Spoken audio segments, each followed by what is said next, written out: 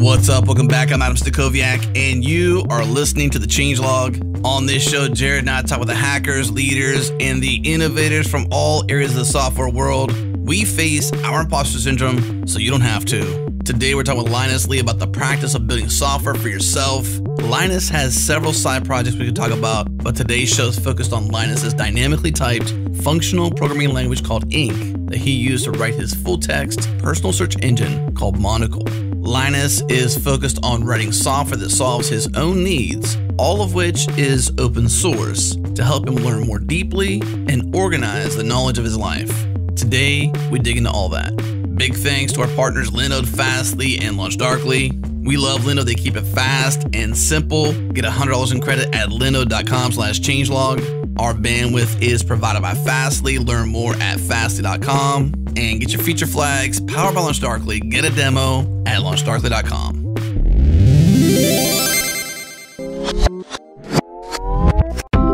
This episode is brought to you by Gitpod. Gitpod lets you spin up fresh, ephemeral, automated dev environments in the cloud in seconds. And I'm here with Johannes Landgraf, co-founder of Gitpod. Johannes, you recently opened up your free tier to every developer with a GitLab, GitHub, or Bitbucket account. What are your goals with that? Thanks, Adam. As you know, everything we do at Gitpod centers around eliminating friction from the workflow of developers. We work towards a future where ephemeral, cloud-based development environments are the standard in modern engineering teams. Just think about it. It is 2021 and we use automation everywhere. We automate infrastructure, CI/CD build pipelines, and even writing code. The only thing we have not automated are developer environments. They are still brittle, tied to local machines, and a constant source of friction during onboarding and ongoing development. With Gitpod, this stops. Our free plan gives devs access to cloud-based developer environments for 50 hours per month.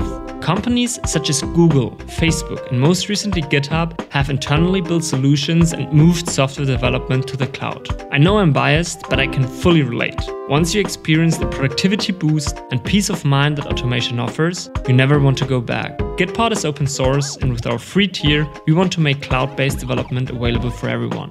Very cool. All right, if this gets you excited, learn more and get started for free at gitpod.io. Again, gitpod.io.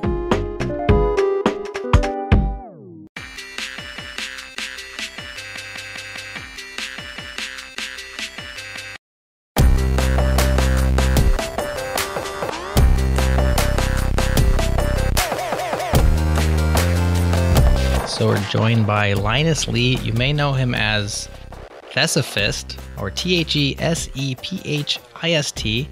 I think it's Thesifist. Linus, how do you say that? The Cephist, as in the English article, and then Cephist. The Cephist. I might submit to you an underscore or maybe a hyphen. Take out the ambiguity. I like to keep the symbols out of the word. Just keep it, and there's some fun in the ambiguity. That is true. What is a Cephist? I don't even know what that is. When I was much younger in high school, I was very into linguistics. And at one point, I took on this kind of fun side project of trying to invent my own language.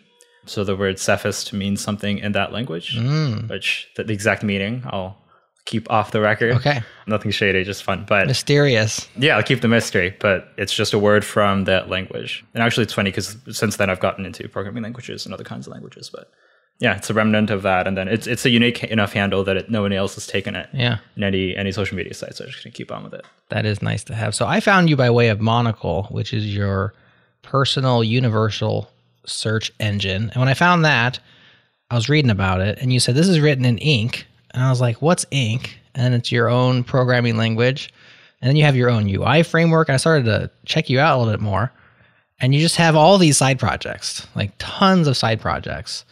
So tell us about, first of all, before we get into the particulars of these projects, Ink is very interesting. I think Monocle is very interesting as well. What's up with all the side projects, man? Yeah, so side projects is kind of how I learned to program, and it's still kind of how I learn new things.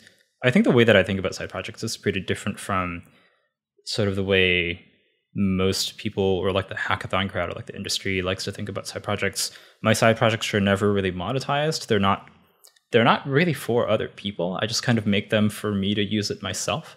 Even the language is mostly for myself. I make them to learn about something, to understand how something works. Like I've built assemblers and compilers before to understand how those things work. Those kind of learning tools. Often I'll build them to fill a need that I have in my life, like note-taking apps or things like that. And I try to keep them pretty small and tight scoped. So I make them in a few days and just kind of maintain them over time. And once you do that over, kind of over and over a few years, you accumulate a lot of them. And so I think there's 120 something on the big list on my website now. But a lot of them are still running. A lot of them I use day to day personally, as opposed to being sort of side hustles or anything like that. So do you have a primary hustle? Do you not need a side hustle? I have a primary hustle. I work at a company called IdeaFlow, one of the companies building tools for thought, as they say, note-taking app that tries to be a lot smarter without being a lot more complicated. Okay. So do the side projects usually come out of or intertwine what you're thinking of during your 9 to 5, or are they usually like completely separate things? Because it seems like, tools for thought, as we get into Monocle, it's kind of related to that to a certain degree. They are related. The causality actually goes backwards. So I actually, I'm fortunate, I'd say, to try to sort of run into people and find companies I could work at where I can still think about the things that I'm interested in during my day job. But my general interest is in building better tools, better creative tools, better thinking tools, community and things like that. And so I tend to sort of gravitate towards other people working on those things.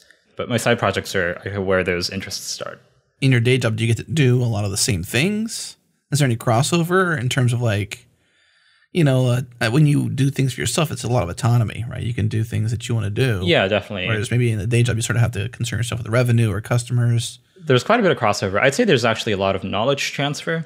So a lot of the things that I've been messing around with on my side projects around search and sort of semantically grouping ideas together and surfacing them, a lot of those things carry over into building a better note-taking app. And so I'll sometimes use side projects as kind of a way to sort of consequence-free experiment with these ideas and then bring some of them to the table at work and be like, hey, maybe we can bring some of these elements to the thing that we're making for other people. One of the cons of my side projects is I don't really put a lot of effort into making them usable for other people, and other people always complain about, they're like, why isn't there like a commercial version? And so I try to bring some of those ideas over when I can.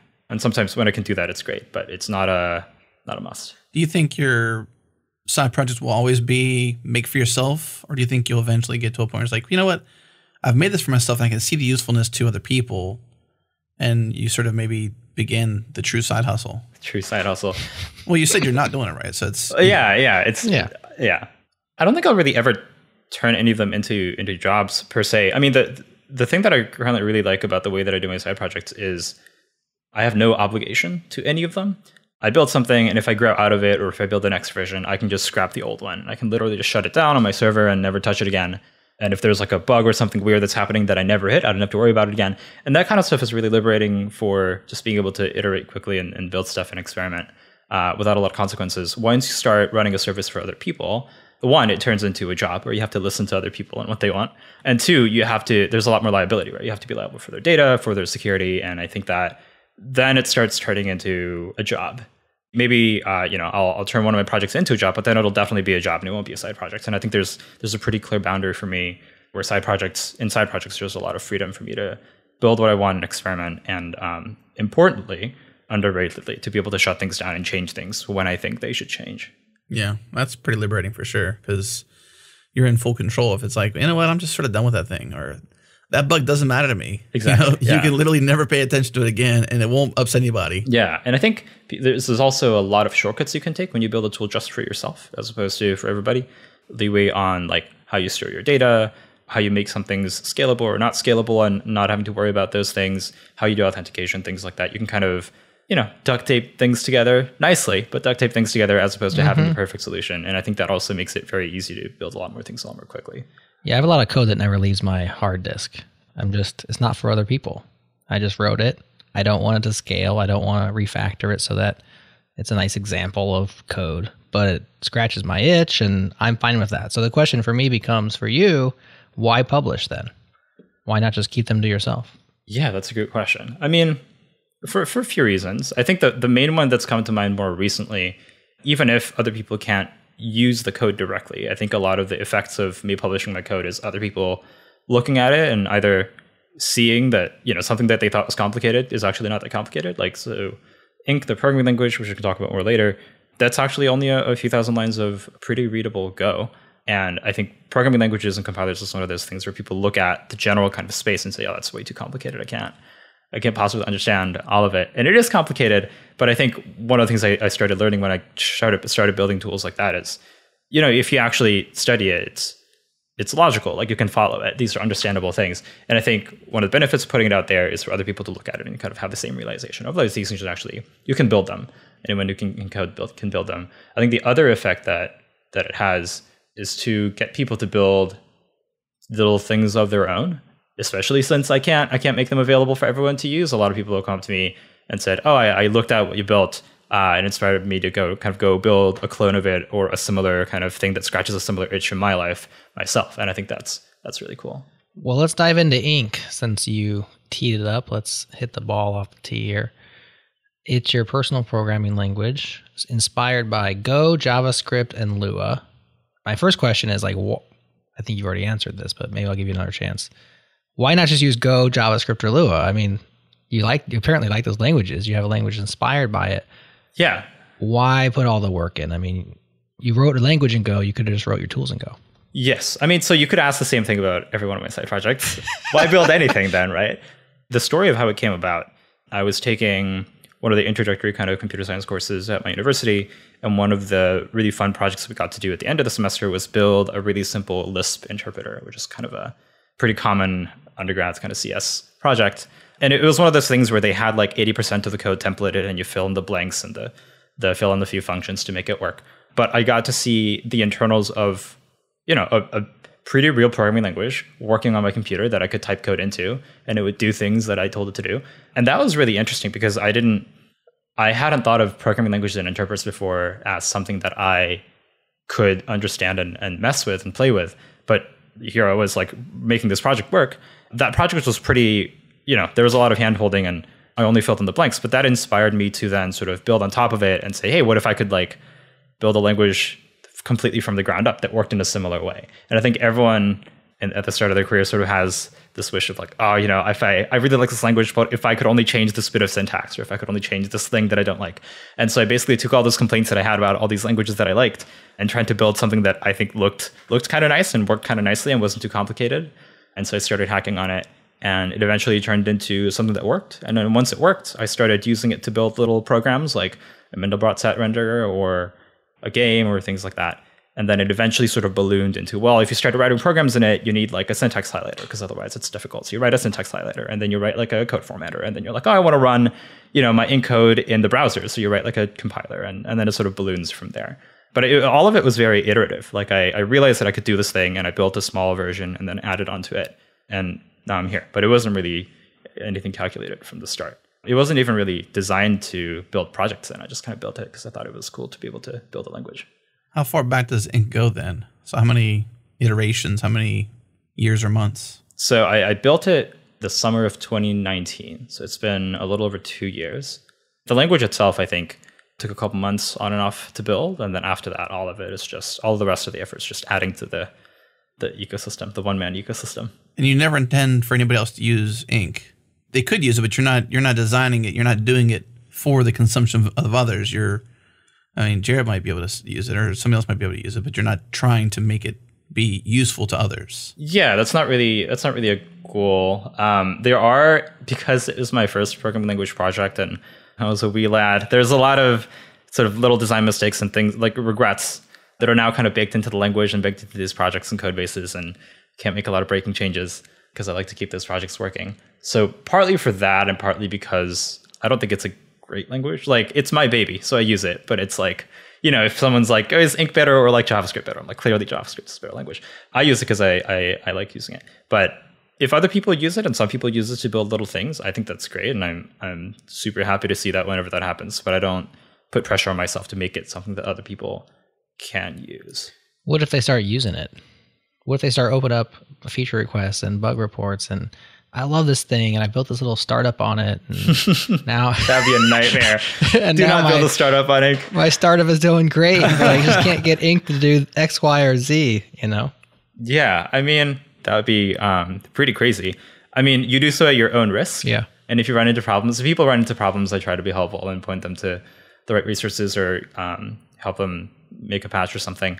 And if you're running a startup on Ink and you're not completely crazy, talk to me. But Yeah, you just take your own risk. And this is with any of my side projects, right? I have a couple of other projects that people have rolled their own versions of. I have like a Twitter client, I have like a search engine that people have tried to spin up. And I'm always excited to get other people to help them out, to get them spun up for their own data or for their own kind of accounts. But I don't really ever put pressure on myself to make it work for them. I help them out when I can. I'm super excited for people to contribute back like Docker files and other things to help other people get set up. But yeah. So tell us about the language. I mean, you designed this thing, you pulled in parts from other languages that you like. How is it like JavaScript? How's it like Go? How's it like Lua? Just some of the aspects of this language that you designed. Yeah. So I would say syntactically, it's pretty close to JavaScript. It's sort of arrow functions and primitive values without classes and prototype inheritance, if those words mean things to you. So there's no inheritance then? There's no inheritance. It's very Lispy, actually. So there's functions and there's primitive values and there's objects, and that's about it. It's also kind of a lot like Lua in that way. It's very simple. And the reason for the simplicity is not anything ideological. It was just like, I didn't know how to implement inheritance when I built Ink. So it's not there.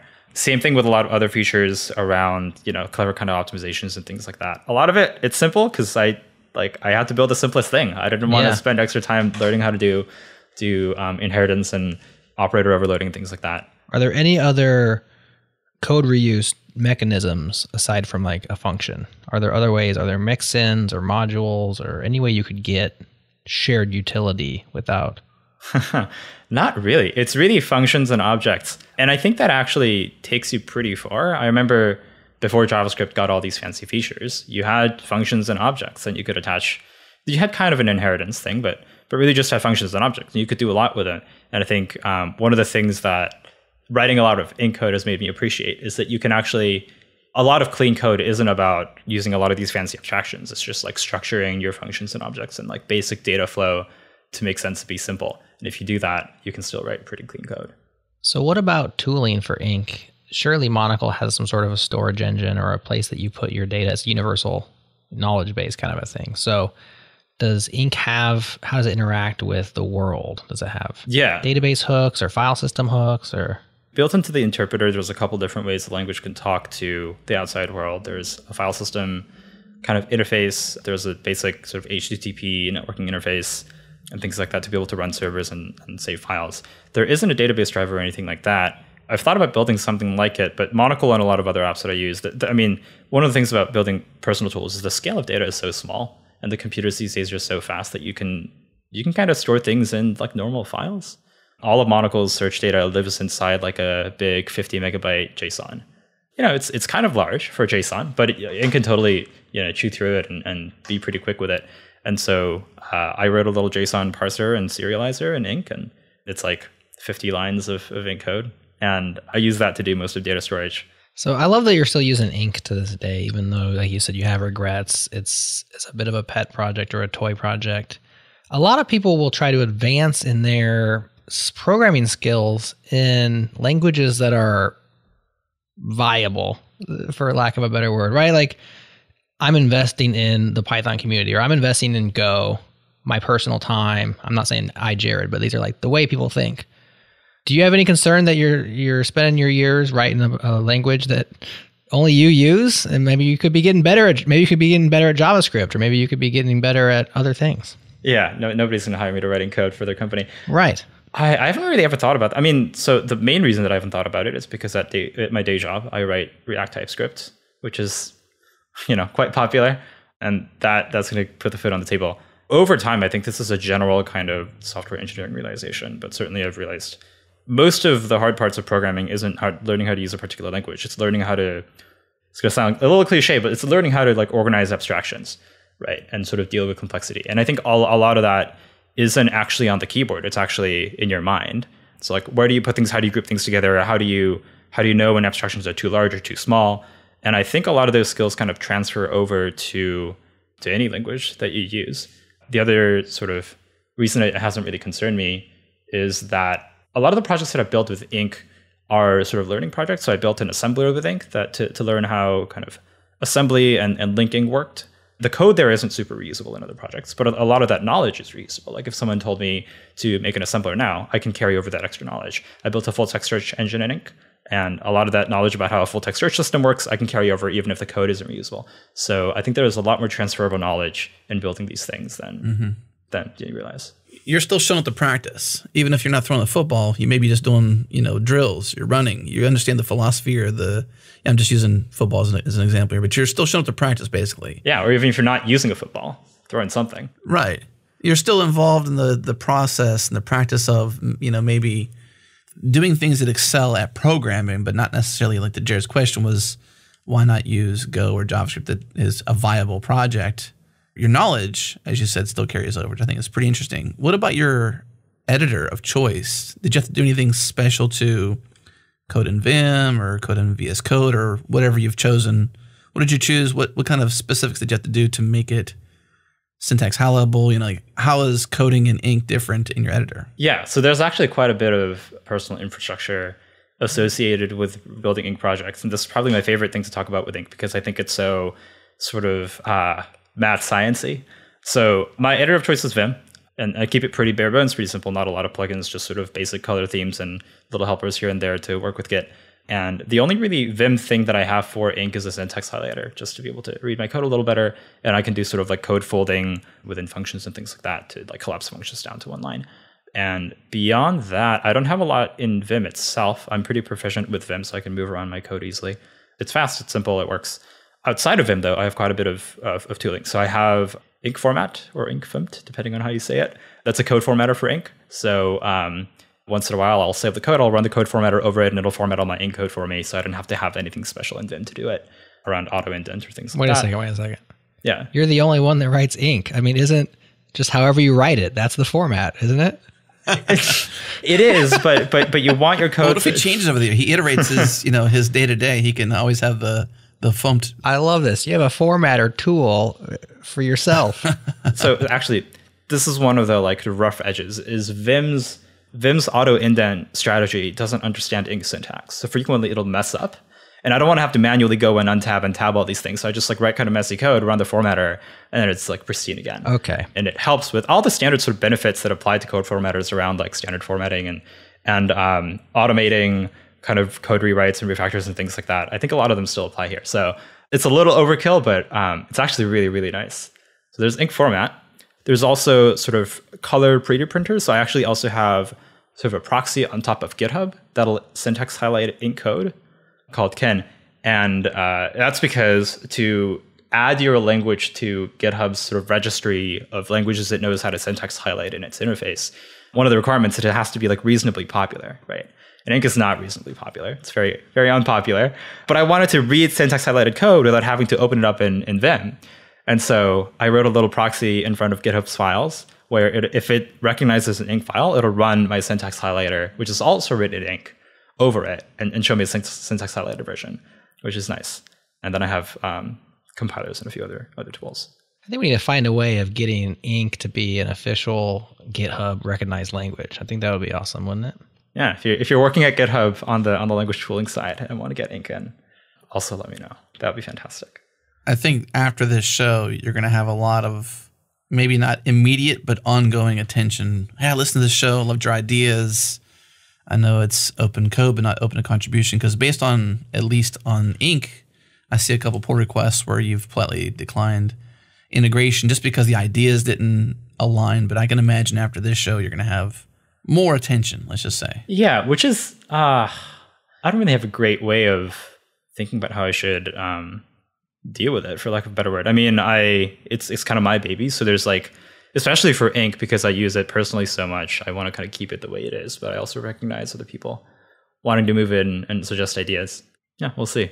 And Andrew Healy, for example, September 3rd last year, did a great write-up as an issue and was here's, some concerns around declaring types as a number and the tilde and all this different stuff. And your response was hey, that's intended behavior, et cetera, et cetera, et cetera. And there's a couple other issues I've seen as well where it's there was a pull request. And, I think the way we had a conversation with Ben Johnson around this, and I think it's just being clear. Hey, this is my personal project. It's not meant to be used by everybody else. It's open code because I want to share ideas. but it's not necessarily open to contribution. You're welcome to contribute a pull request, but don't be offended when it's declined, because this is meant to be useful for me and no one else, and I'm not trying to hurt anybody's feelings. I think if you were just clear, that's the easiest way, because I think what you're doing is respectable. It's just a matter of like the expected behavior when sharing code is that it can be contributed to. But if you're clear that it can't be, or that you're just not as flexible because you have your own specific uses, then it's like, well, I can't be upset with Linus because he's like this.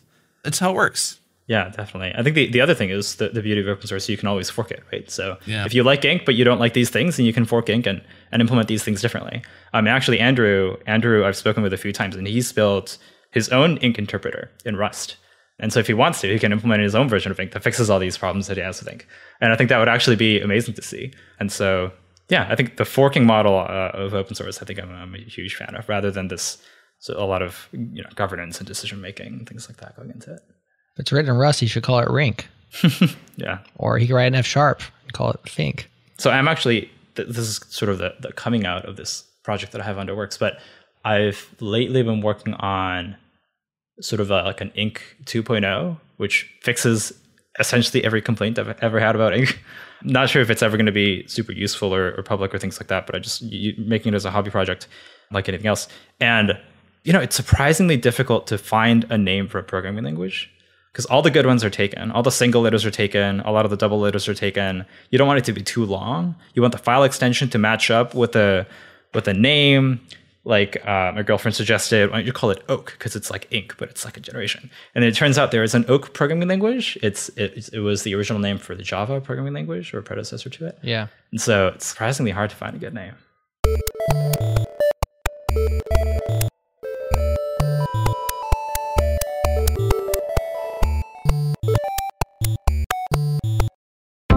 This episode is brought to you by our friends at LaunchDarkly, feature management for the modern enterprise, power testing in production at any scale. Here's how it works. LaunchDarkly enables development teams and operation teams to deploy code at any time, even if a feature isn't ready to be released to users. Wrapping code with feature flags gives you the safety to test new features and infrastructure in your production environments without impacting the wrong end users. When you're ready to release more widely, update the flag status, and the changes are made instantaneously by their real-time streaming architecture. Eliminate risk, deliver value, get started for free today at launchdarkly.com. Again, launchdarkly.com.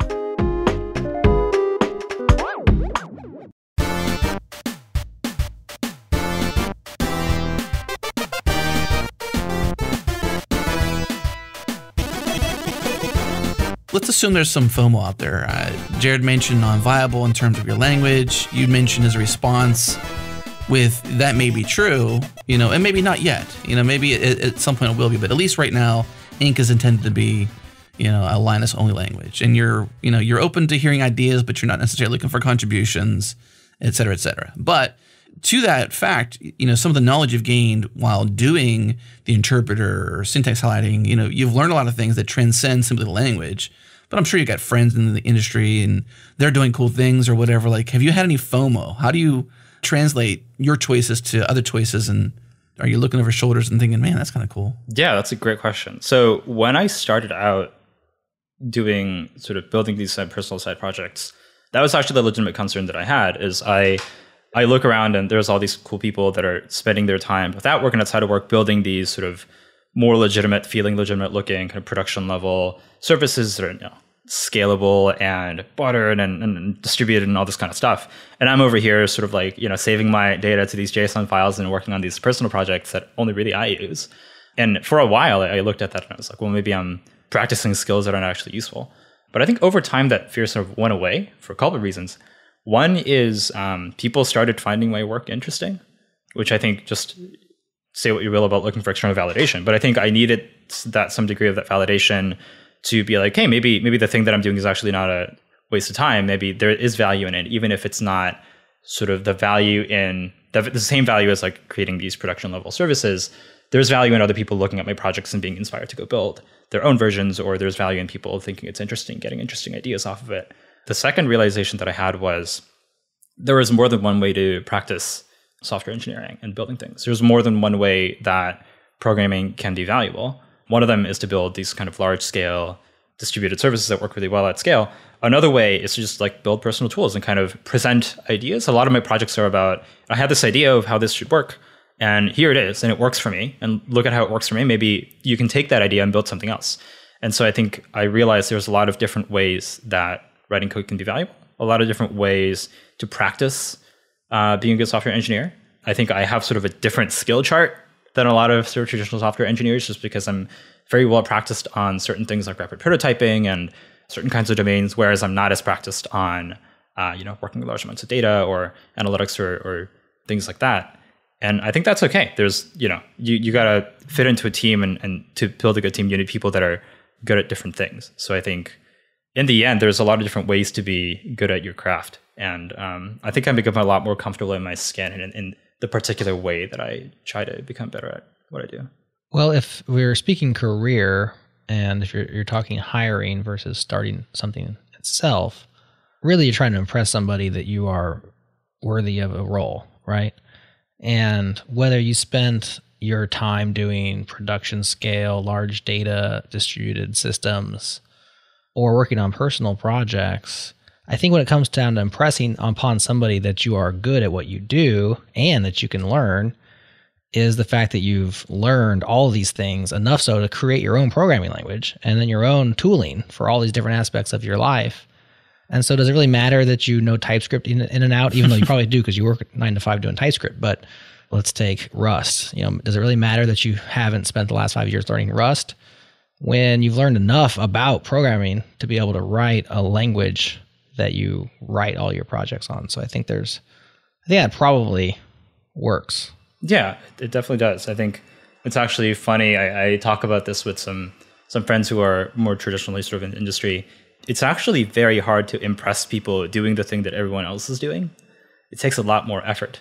Whereas if you're doing the thing that only a few other people are doing, like building a bunch of personal projects, it's actually way easier to, I think, be more noticeable, and especially be more noticeable to the people that you probably want to work with working on the same things. So a lot of the people that I get to talk to building these projects are building products or building companies that are sort of working on the same kinds of problems, like search and personal tooling and community, which is great because I love to work on those problems outside of my side projects, even at work.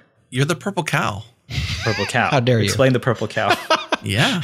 Seth Godin wrote a book called Purple Cow, and essentially it's be remarkable. If you're like everybody else, you're invisible. Stand out, be different in those ways. And so in a world of cows, using Seth Godin's language, at least his lingo, I didn't make this up, he did. In the world of cows, be the purple one. If all cows are white and brown and black, but mostly white, I guess except for some bulls or whatnot, but those are a different breed. But lots of exceptions in this metaphor. The point is, if you in the world of just a cow, you know what a cow looks like. Okay, you find a child, right, that learns, animals and sounds. You show them a cow, they're going to go moo, right? That's right. You show them a purple cow, they may go, I don't know what to say about that one because it's purple. Right. So be the purple cow. Stand out. Yeah, I like that. I can vibe with that. Okay, you got him. He's on board. Be the purple cow. Well, it's true. I mean, if you do the typical path, then you get the typical results, right? And maybe you're after atypical results. If you want a non-normal life, then you have to take non-normal routes, I think. And it seems like that's what you're doing. You're not, how many people have written their own programming language? Probably hundreds, maybe thousands. Definitely not hundreds of thousands. It is getting easier, and I would like to push more people to do it because it is a really fun experience. But I've definitely put more time into it. So if you were starting today to write your own language, and someone's like, all right, I want to be a purple cow. I can't believe we're taking this on.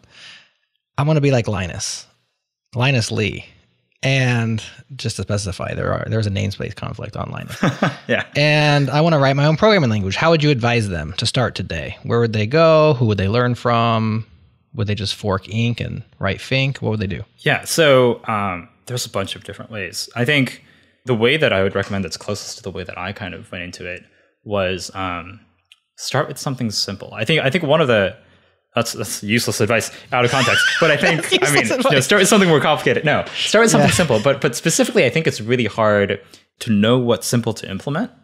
Like classes inheritance seems pretty simple on the outside. Certain kinds of optimizations seem pretty simple on the outside, but it's actually not trivial to implement compared to other kinds of features like closures and things like that. And closures actually is another example of something that's quite difficult to implement, depending on what level you're working at. I think Lisp kinds of languages are quite easy. A lot of beginning sort of programming language tutorials will start with this just because of its semantic and sort of syntax simplicity.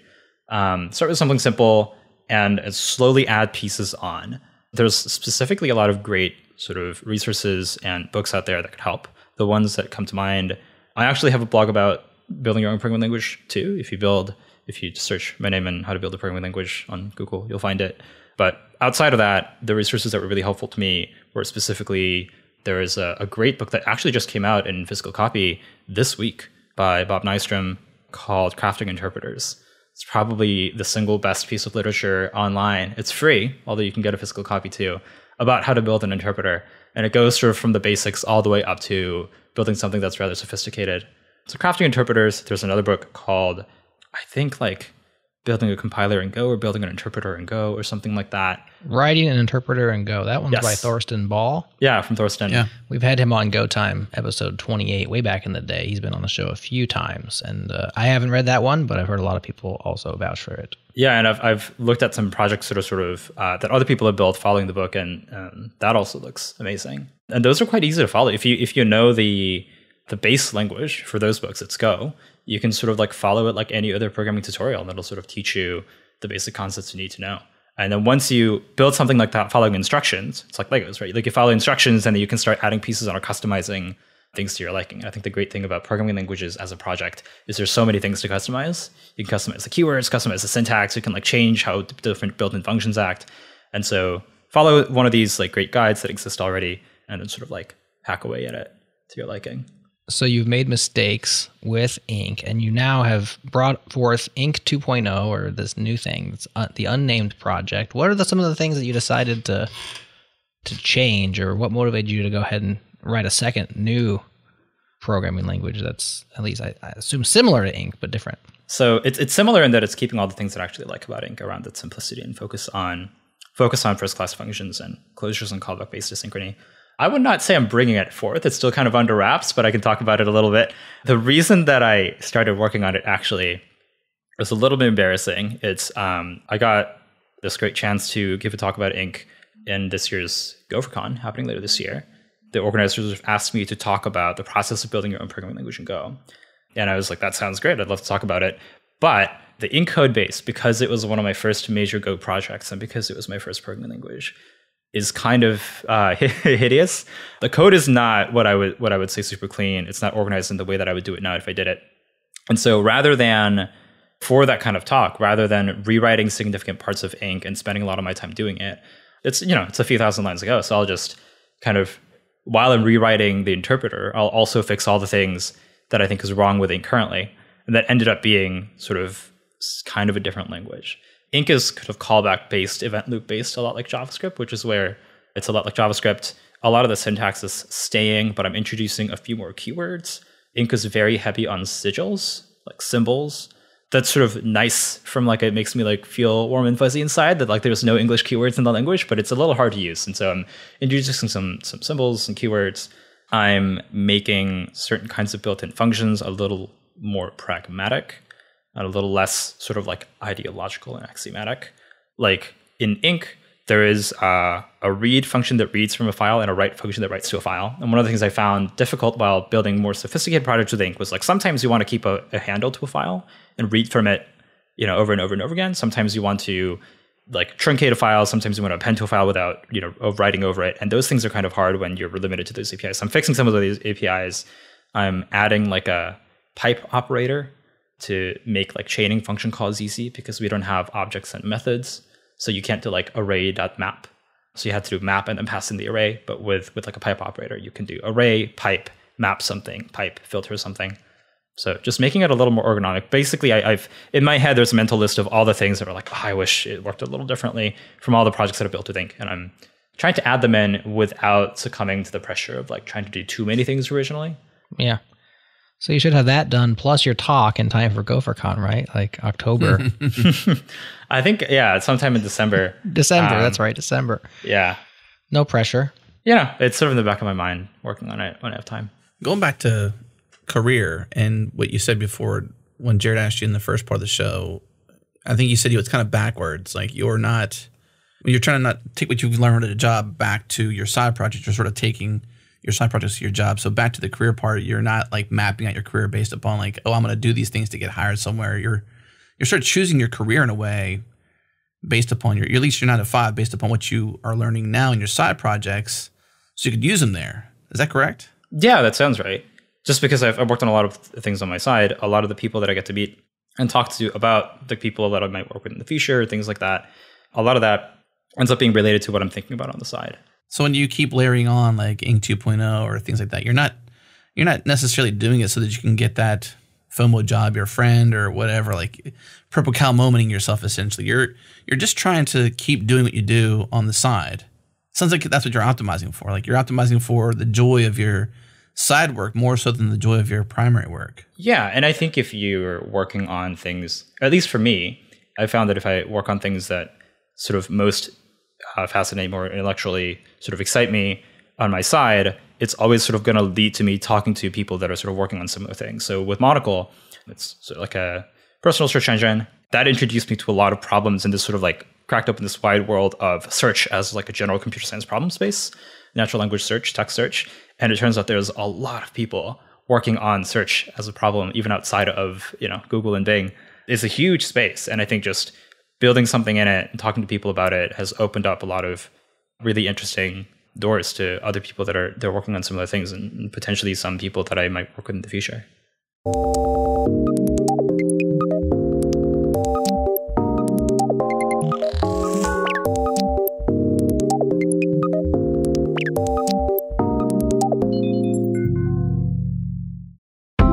This episode is brought to you by our friends at Square.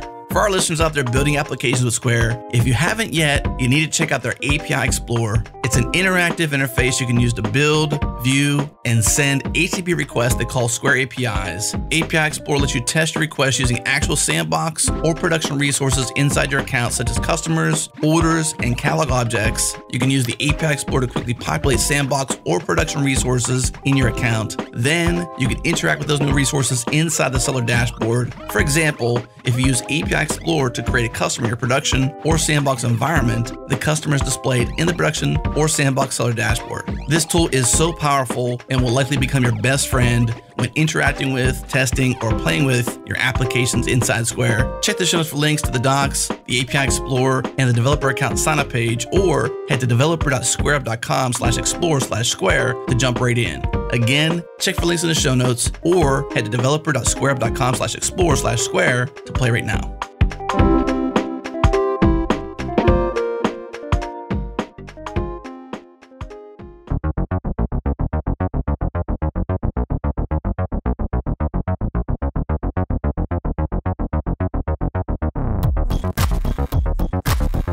So let's turn to Monocle then. We've talked around it. Let's talk about it. Personal universal search.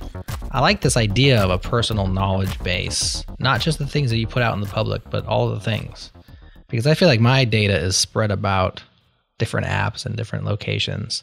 Lots of time Adam asks me things like, where is that? Or how'd you know that? Or where did you document that? And the answer is almost always different, Adam, isn't it? Like, well, that's in my notes app, or that's in HackMD, or, oh, I wrote about it on Changelog News 2 months ago. Or it's always, we're going to get into, I think, sharing at some point, because I think with knowledge, it goes beyond the personal and you want to collaborate or share knowledge. But just my personal knowledge feels like it's just like I can't clean my room. So I like that you're tackling this problem, and we will talk about how it has inspired other people, because I found another project that's directly inspired by Monocle, trying to do it in a slightly different way. So tell us about your ideas around personal search and why you decided to try to tackle that problem. Yeah, so Monocle is a personal search engine. What it does is it indexes a bunch of data sources that I have in my life, my notes, my contacts, all of my blog entries, all the bookmarks that I have and the text inside them, all my tweets, my journal entries over the last few years, and basically makes it all searchable in a full text search setting. So I can go to Monocle and I could type in, for example, productivity workflows or changelog, and it'll give me all the references to those things that I've had in any of these data sources over time. It started, like a lot of my projects, it started as a learning project. So Monocle was actually spun off of this bit of code that I was experimenting with to figure out how full text search engines worked and like search indexes worked. And so, but once I had that search index working, I was like, well, what do I want to search with this? And so I added like my blog, and I was like, well, it turns out it's actually not that difficult to add incrementally all these little pieces of data to this thing. And then I built a UI around it. And now I sort of use it day to day. I think search is interesting from a personal tool, although there's a lot of companies working on search from like an enterprise perspective of like search for, your team's documents or search your Google Docs and Notion in one place or something. But I think from a personal perspective, it's really interesting because, as you said, Jared, there's a lot of personal data that's just distributed across all these different places. Mm-hmm. And we almost sort of trained ourselves to think in terms of information, think about information in terms of these products. So oftentimes, like when someone asks you about a person, the first thing that jumps to your mind is, do I talk to them on SMS or do I talk to them on Twitter or email? And that's, if you think about it, that's kind of silly that you have to ask that question. You should just be able to, like, the computer has all this information. You should just be able to ask, what do I know about this person, and bring it all up. And so I think there's a lot of still kind of creative thinking to be done there and low-hanging fruits for making it easy to just find information. Like Jean-Luc Picard, he just says, computer, tell me about this person. And then it just tells him. Right, exactly. He doesn't have to go stand at the holodeck or the bridge. He just, wherever he is, he just says computer. Yeah, and you don't have to look in the right folder or look in the right app or search for the exact right keywords or time or something. And I totally do that. I'm like, is that in my notes app? Is that in a text file on my desktop? Is that in a database somewhere? Is that in my bank account? Just searching all the things. I wonder if it's because everybody's at odds, really. I think about it with Siri, for example. I have to be specific. Siri, play X on Spotify. Yeah. For example, like there's all these at odds within this tech sphere. It's almost like this space doesn't get better because there's so much money at stake that everything has to be secret or hush hush, and there's so much competition, and good things don't get built because they have to be monetizable, and there has to be some sort of financial tie to it, or some sort of incentive that really is about riches and money and wealth and materials and power. It seems like the things we want to search are really at odds, and it's not for the user, it's for the companies that provide the things so that the users can use them, less the other way. Like, we're not in charge of the tools we own or use. Like, Jared, you're barely in charge of Notes app. Like, if Apple tomorrow canceled my notes, you know what I mean? Like, what could you do? You could do nothing, right? You can move notes, but I mean, like, you might have history gone. Who knows? Like, I'm not trying to say that you're literally not in control, but yeah. The balance of power is really in the giant's hands for the most part. I have a good friend who actually had a note disappear. This was a couple of years ago. Back before, was it CloudKit that came out? There's a point where iOS got significantly more reliable on notes. Like, messages got better, contact sync got better, and notes just generally got better. Maybe 3 years ago. Prior to that, they had terrible cloud things. No offense, Apple engineers who are listening. Yeah. But they did. They just had bad cloud things. And he just had this note that just disappeared and it was gone, And like, who do you call? You can't call Apple. You're just gone. A month or two back, I said that I lost. My son deleted this whole entire thread of this Army buddy I had, like my best buddy, my battle buddy in the Army. And then we go back 10 years or, whenever I got the iPhone, like the history has been there. Talking about, people we've known in the military that have either passed away or something happened, or somebody had a baby, like just history essentially. That's gone. I'm not in charge of my iMessage even. Like, it's on my phone. I can back it up, but like, I can't restore that single thread. We're just not in charge of our tools is the point I'm trying to make. Yeah. Even if we think we are. Linus has all of his tools right there on his laptop. Yeah. You actually hit on something that I've been thinking about a lot recently. As a driving philosophy for building all my tools and also search is so much of our workflows around our data and our information and just our like digital tools are product focused and company focused instead of problem focused, which I think is a really elegant way of putting it.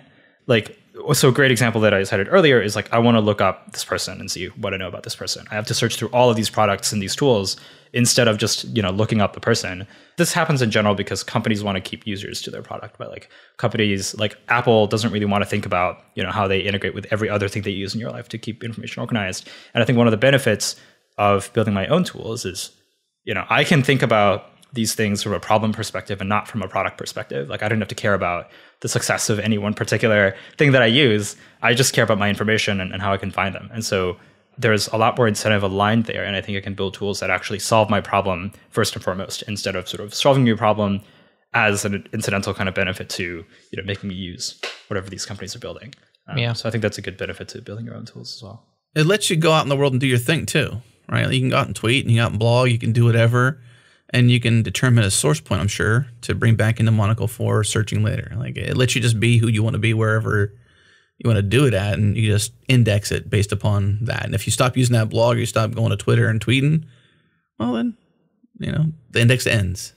When I first started looking into Monocle more, and just this idea that you said you have, a decade of journals, I started thinking about people of the past like Albert Einstein or, super smart people that have like impacted the idea of relativity, for example, the way we think about physics, the way we think about space travel and time travel or whatever it might be.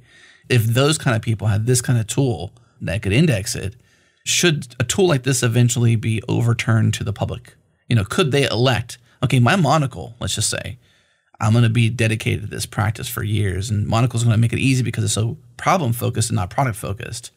How can I take an Albert Einstein type person in 25 years from now or 30 years from now? Elon Musk had a Monocle.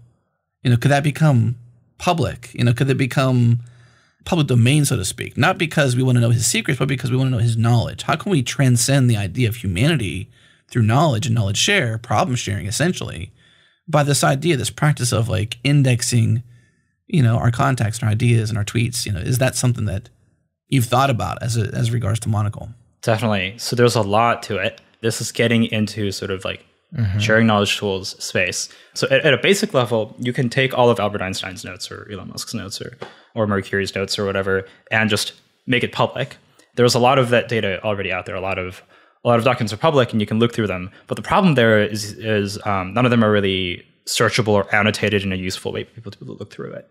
And then you can sort of index it and you can make it searchable, but then people don't know what to search for, right? Like you don't know, maybe there's some note about some interesting thing that Einstein thought about that people don't know to look for, so it doesn't surface. And then you can go to the next level and say, okay, maybe there should be like a suggestion system or like a thing that sort of shows, maybe I'm browsing the web and it can show me relevant things from not only my stuff, but also, notes from other people from your team or from other people that have lived before.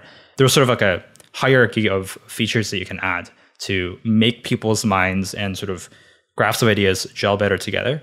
I think the hard thing about sharing ideas is like what I call by one label is not necessarily going to be exactly what you call by another label. So there's kind of like a labeling problem. Yeah.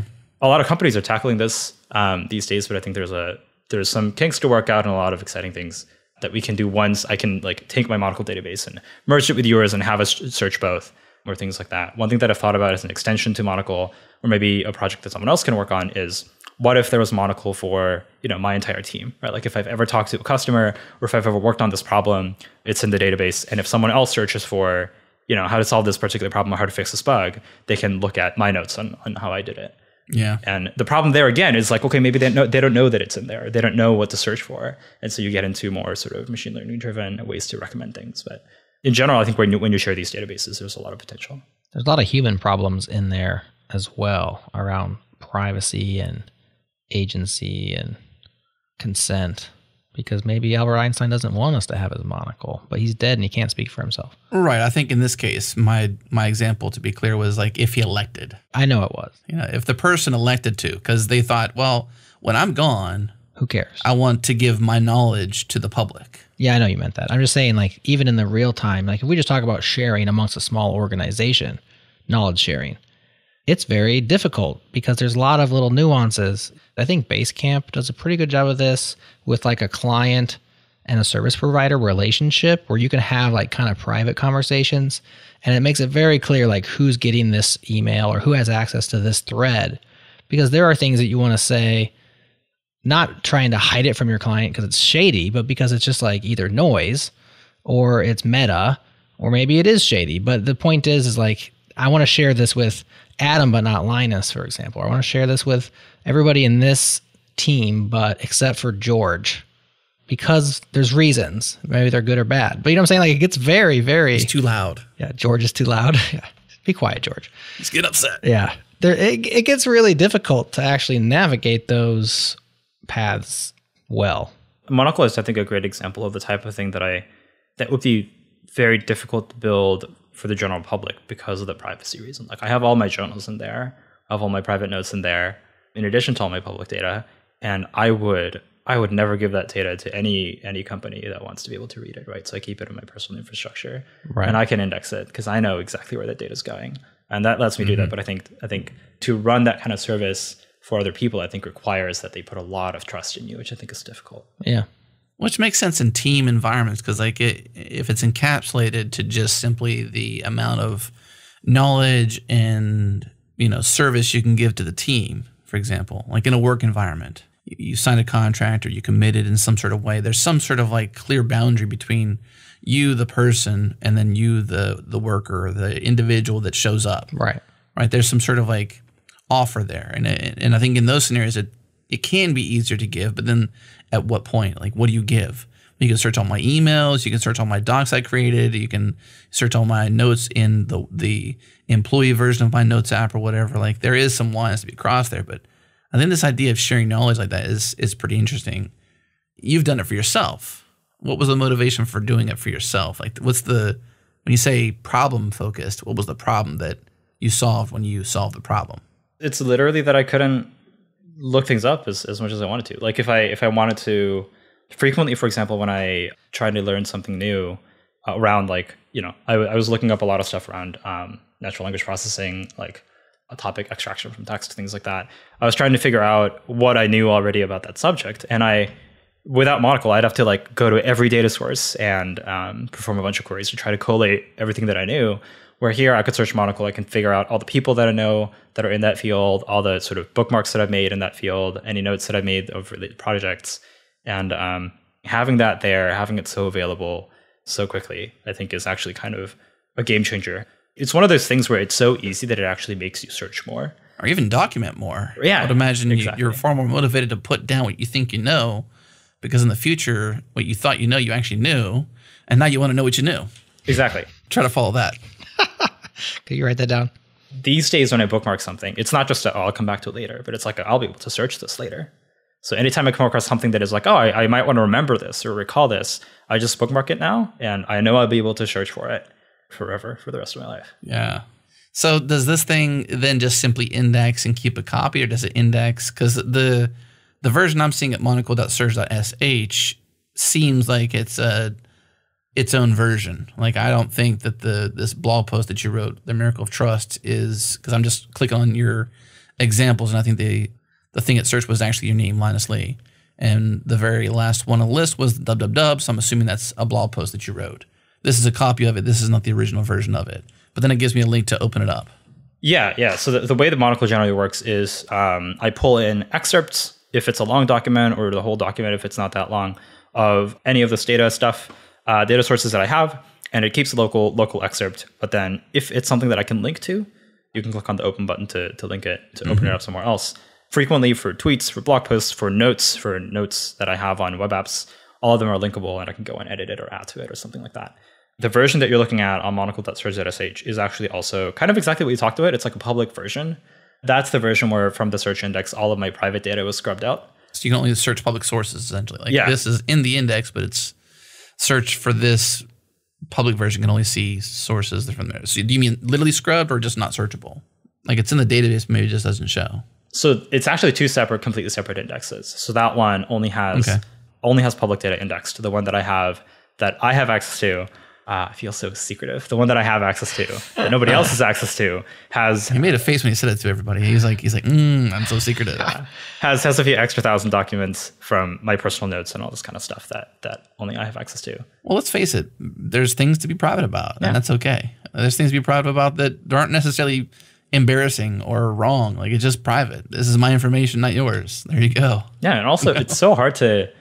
I don't want to have to look through all my notes to see which one I can show or not. And so I just don't show them. Yeah. But there's already a lot there. All my tweets are searchable, which is itself pretty embarrassing. You can search for anything and find all the times that I talked about Taylor Swift or a particular technology or Apple or 84 results. Taylor Swift, 84 results. It's a lot. It's more than mine. That's a lot of tweets. He spent a lot of time tweeting. I talked about Taylor Swift during his web design lecture while in a Taylor Swift shirt, while playing a Taylor Swift song, Oh, no. working on a demo of a Taylor Swift themed web design. Oh, no. This is my best life. That's a public tweet by you, my friend. that is a public tweet.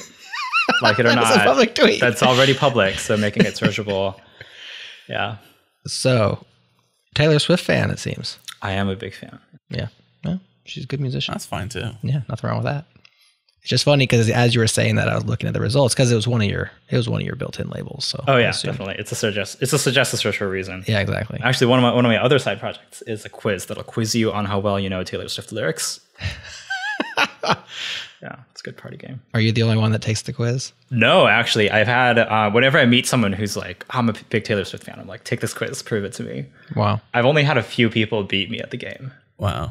I'm not even going to try. I used to think I knew Friends pretty well, and then I played the Friends version of Trivial Pursuit. I do not know Friends very well, turns out. So There are levels to all this. there's always somebody who knows more than you at any particular subject, right? That's what you find. Unless it's Taylor Swift, then you win, at least on this call. So with Monocle, this was a personal problem that you solved for yourself, but you must have, and I suppose to some degree, you've probably shared some of the big idea you might have, or at least as you've solved this problem, maybe your thought process around search and personal information and how you can search your own index has changed. Like, what do you think should happen? Not so much based on Monocle, but just like understand the problem more. Like, do you recommend more people do what you've done? You mentioned private versus public. Do you think people can have sort of a Monocle, if not Monocle itself, a version of what Monocle does for you as a utility for themselves? Like, here's a private version for me that I can see everything. But then maybe here's a public version that I'm like, I don't mind sharing these things with the world because I'm a public figure of some sort. You know, I want to be more public. Even if I'm not a public figure, I'm still aiming to be public about certain things I share in the world. What do you think? How's it evolving for you? So first, I think there's a couple takeaways that I had. The first one is I do think more people should experiment with building something like this. I think it's kind of funny when I tweeted it out and the tweet went kind of became reasonably popular. A lot of people commented sentiments of the sort of like, oh, I've been wanting to build something like this for the last 5 years, and it's cool to see. And my reaction is like, well, if you've been wanting to build it for the last 5 years, why haven't you built it? You know, like it took me, you know, I have kind of good tools in my toolbox, but it took me like a week or two to build. More than that, actually, because you built Ink first. Well, true, but I could have written using Python or any other, you know. You could have. But it's, you know, conceptually simple. And if you scope it right, you can build something like this for your own personal infrastructure. So, you know, why don't more people do it? And I think one of my sort of purposes or goals in putting things like Monocle out is to encourage other people to also build their own versions, because it's a super tractable problem. It's not impossible. At a higher level, I think search is, the more I think about it and the more I talk to people about it, search is an unsolved problem. Like we look at Google and we think, oh, you know, search is, you know, about as good as it's going to get. But I think there's a lot of headroom, both in terms of, you know, the basic style search of I put in some keywords and find something that's related in my documents or my team's documents or the world's documents, but also things like I'm reading a web page and I'm trying to find other similar pages that I've looked at or other similar notes that I've looked at, or I'm talking to someone and I want to figure out what I need to know about this person from all my documents. There's a lot of applications of search for keywords or search for ideas that I think are still kind of underexplored. I think there's a lot of opportunity to just like build better tools in the search space. The phrase search yourself comes to mind when I hear you talk about this, because like there is no true solved problem. How do you search yourself? Darth said a version of this. He said, search your feelings, you know it to be true, which there could be a play on that for naming. So we talked about naming, how we can help you, but I think that may have ended up in a break. But, you know, there is no true solved product to search yourself. Mm-hmm. I can't search myself, what I know, except for my own brain. It's a non-technical problem. It's a psychological problem. It's in my brain to search myself. Yeah. How often do people out there want to search themselves? That is a big question. I think something that's related that Monocle has put in my brain is thinking about memory. A lot of your sense of identity comes from memory. And I think one way that I describe a Monocle a lot is as an extended memory. Everything that you've written, everything that you've read is in this thing and you can search it. One of the interesting things that I did with Monocle is actually made it my default search engine in my browser. So if I type in something into my URL bar and hit search, it doesn't search Google anymore. It searches Monocle. And I like to describe it as, Google's great for discovery, for finding new things. But Monocle is sort of searching my past instead. It's searching everything that I've already written or looked at before. So in a way, it's sort of searching my past and it's sort of searching myself. So that's how I'll tie that into your question.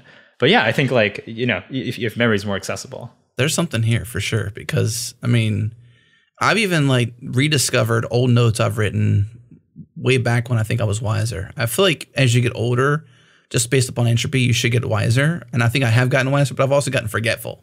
So there's been things I've said or ways I've thought that I've either evolved or changed, or I no longer have that problem anymore, and I think differently, where I'm actually motivational to myself, from previous ways I thought, maybe even naive, but still yet wise and, visionary in some ways.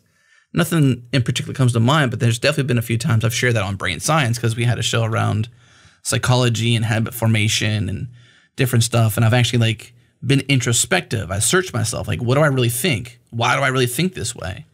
And I've been surprised, but I don't have a search engine to sort of reveal those answers to me anymore. I have to literally hunt them down. It doesn't just appear in an engine where I can just be like, hey, Adam, what did you think about motivation or whatever it might have been in this one particular scenario, to rediscover what I already knew.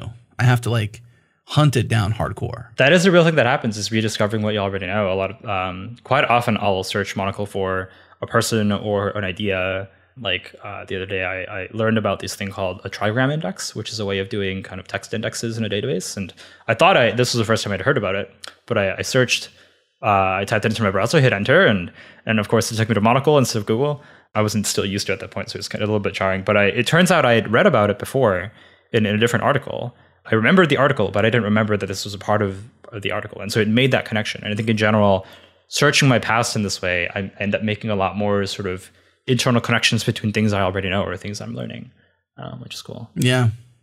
Well, in memory, you have a graph, right? There's always, neurons that fire together, wire together. So if you never reconnect the wiring essentially in your memory bank, or the way you think about things, or how you associate a tree to the color green, or to leaves or a forest, all those things is part of the graph. So if you never go back and make those connections, what you did there was make them stronger. So now when you go back and you retrace that memory, it's well, now I have an even deeper version of it because I've retraced the step. The path got better grooved, and it's easier to get through the forest because that path was retraced. There's a new portion to the graph that's stronger now. Yeah, that actually reminds me of a really, really interesting question that someone asked me about Monocle, which is, if when you're searching for things, you're searching things you already know, doesn't that sort of create a filter bubble? And as I build more of these tools that use my existing data to help me discover new things or reinforce things, doesn't that generally sort of make myself create a bubble or myself of things I already know? I think that's a really interesting question. I don't have a great answer to it. I think it is if it's limiting. So if you limit yourself only to that, then yes, it's a bubble. But if it's that plus, then it's not. Yeah. I think there's definitely some bubble-like effect as I use more and more of it. But yeah, I think it'll be interesting to see whether that's something that's noticeable, or whether the pros kind of outweigh the cons there. Well, I love that you put this out there, even though it's built for you. You said you want to inspire people to build things like Monocle. I'm not sure if you've heard of Apollo or not, but there's at least one instance written by Amir Bolus, I believe is his name, which I came across, which is a Unix-style personal search engine and web crawler for your digital footprint. And I put this on Changelog News. And as I got to reading it, I'm like, this sounds a lot like Monocle. I'm like, maybe he has heard of Monocle. And at the very bottom, he lists inspirations, and he says Monocle right there.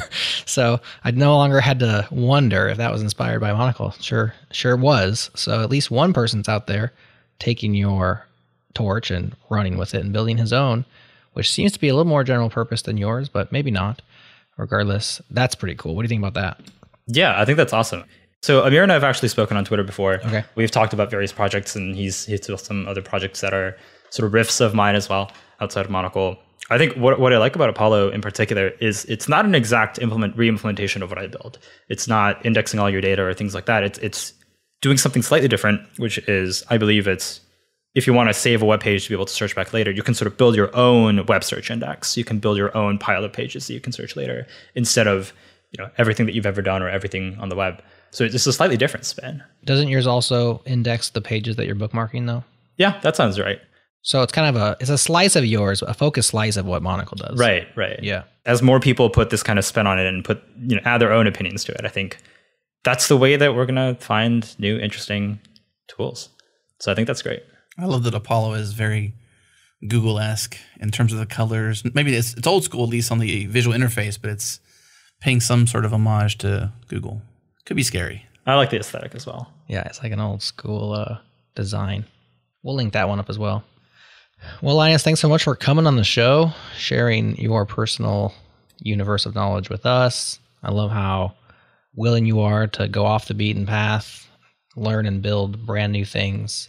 Kind of in similar vein to Rasmus Anderson with his personal scale software idea. You're doing personal software as well for yourself, but you're publishing it for everybody to be inspired or to take ideas and to sort of follow in that same vein. Any last words or anything else you want to tell us before we call it a day?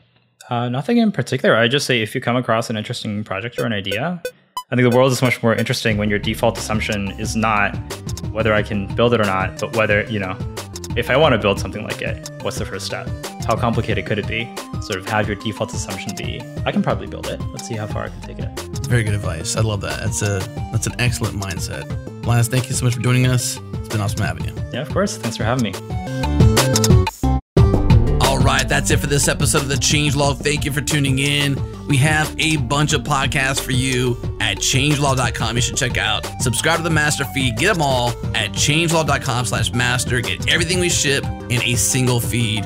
And I want to personally invite you to join the community at changelog.com/community. It's free to join. Come hang with us in Slack. There are no imposters and everyone is welcome. Huge thanks again to our partners Linode, Fastly, and LaunchDarkly. Also thanks to Breakmaster Cylinder for making all of our awesome beats. That's it for this week. We'll see you next week.